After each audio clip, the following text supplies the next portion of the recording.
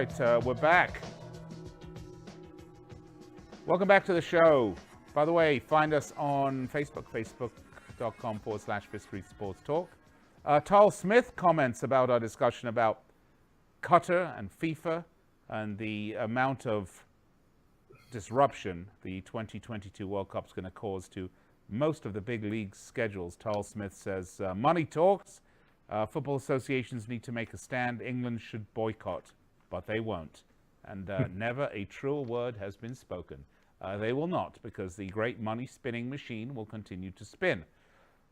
Along that veins, if you think that is madness, let's just go across to London a minute, Nick Webster, where 20 years ago, the first great seismic shift in football took place of the modern millennial age, when Roman Abramovich bought Chelsea Football Club from Ken Bates for basically the cost of their rather enormous debt after a failed development at Chelsea Village had failed to take off, and Mr. Bates had run yet another football team into the ground.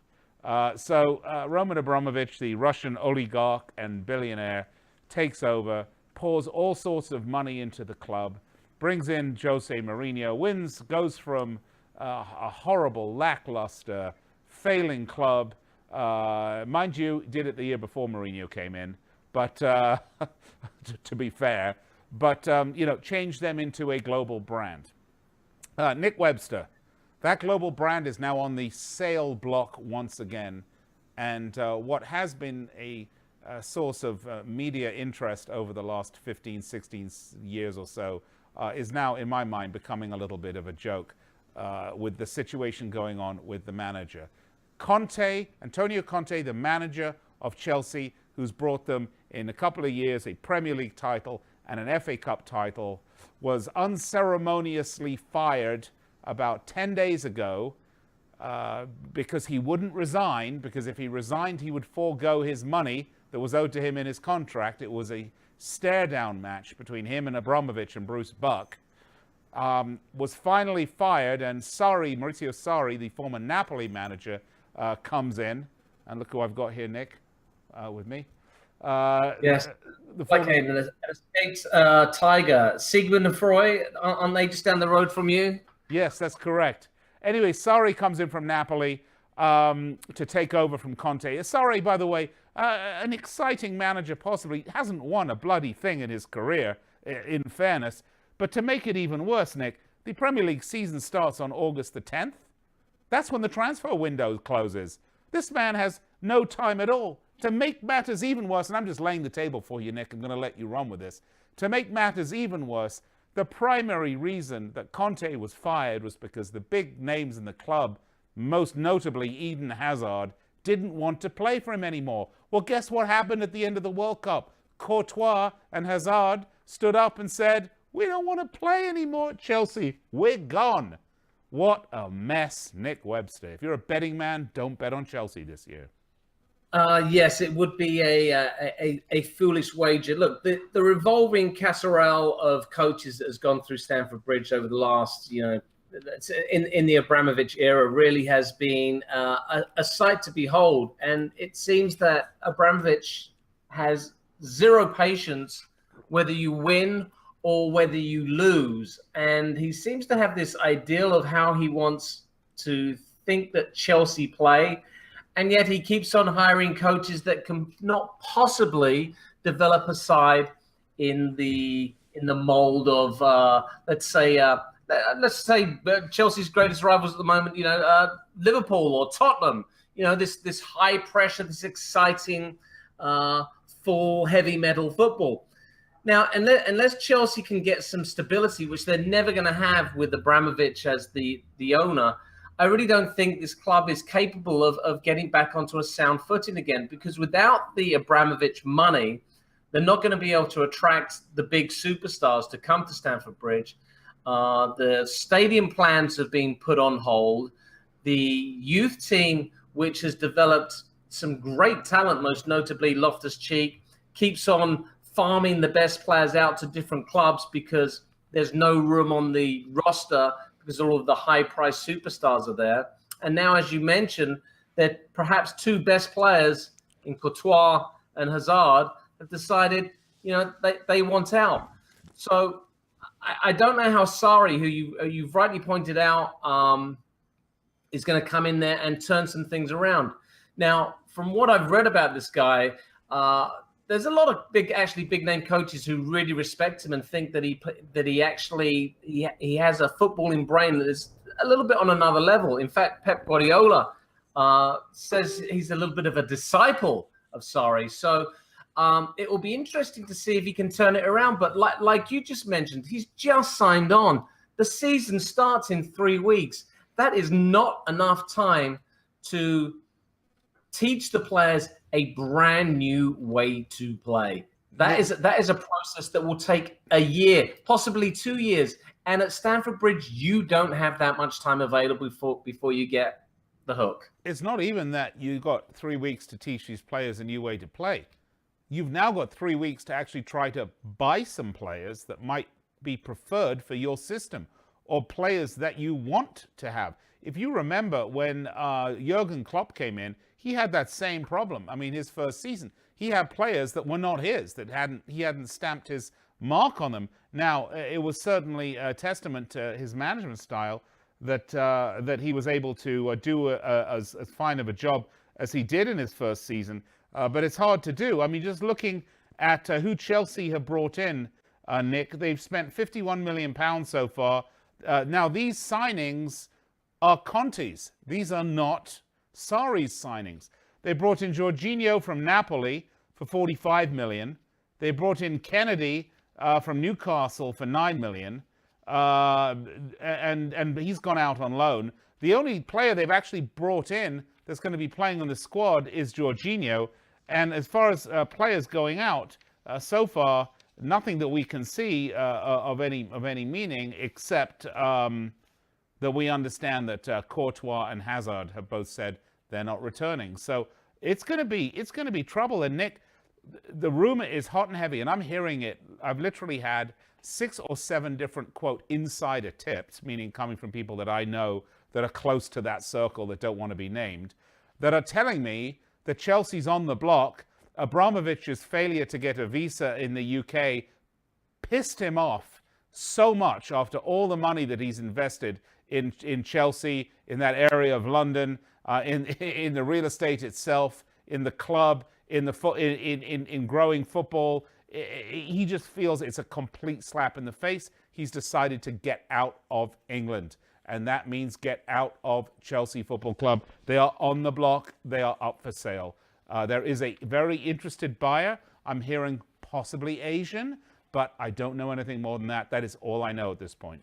Nick, you hear anything else?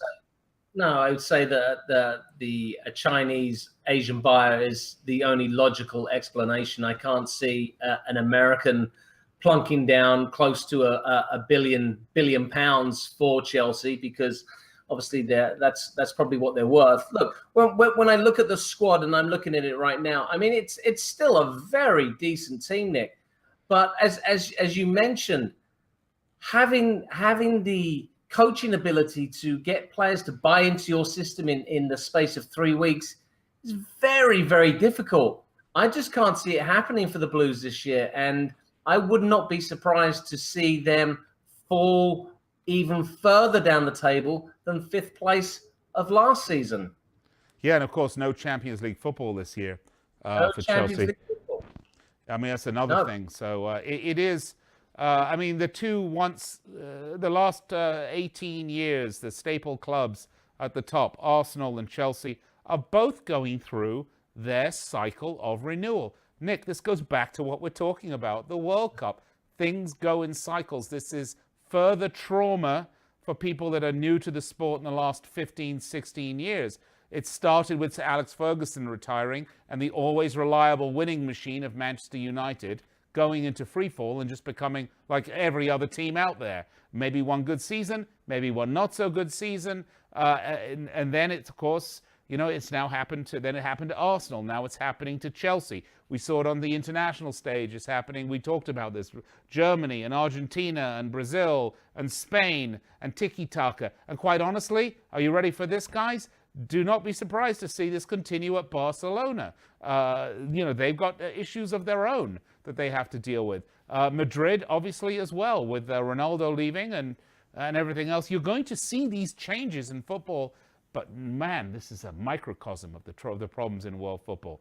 Chelsea are acting like they are, they are hogging all the newsprint because they are an absolute disaster. Meanwhile, Nick, I ask you this question, and we're going to talk about this later on in the week. We're going to start our Premier League preview for you guys this week, by the way. Do it nice and early.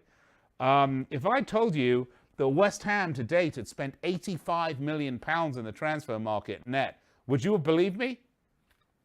No, I wouldn't. And, it leads to the question, where are they getting all this money from? I mean, where is it? I mean, really, does the TV company, does Sky just deposit a check in West Ham's bank account for £350 million and say, have at it? Is that how it goes down these days? Yeah, it's very strange. Well, it's not. Look, it's good in a way. I mean, let's talk about big signings. I mean, Jurgen Klopp has been the busiest man in the transfer market so far, and it looks like Liverpool are going to do the most summer business.